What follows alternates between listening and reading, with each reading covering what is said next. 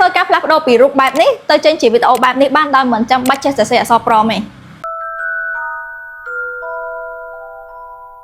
មុននឹងបានវីដេអូអ្នកនរគ្នាត្រូវធ្វើរូបសិនអញ្ចឹងចំពោះរូបគឺខ្ញុំធ្វើតាម Gemini ធម្មតាខ្ញុំមានព្រមដើម្បី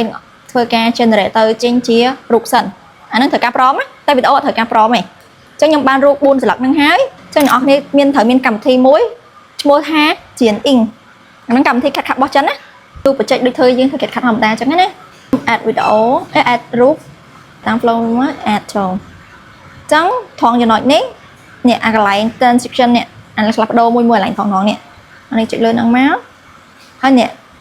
AI aging តទៅទីនេះអាហ្នឹងណាហ្នឹងចង់បាន style នេះមួយអញ្ចឹងដល់មកអ្នកនរគ្នាធ្វើការ create transition ទៅ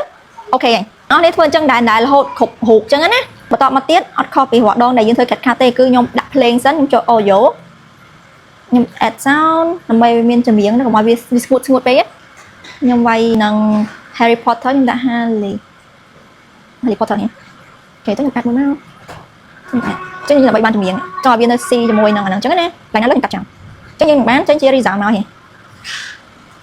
ចំពោះប្រងដើម្បី generate រូបគឺខ្ញុំចាក់នៅក្នុងgroup ចំពោះមុខងារដែលនៅក្នុងកម្មវិធី Gen-ink CapCut របស់ចិនហ្នឹងគឺបច្ចុប្បន្នគឺនៅ free ទេអ្នកនរគ្នាអាចធ្វើតេស្តសាកល្បងបាន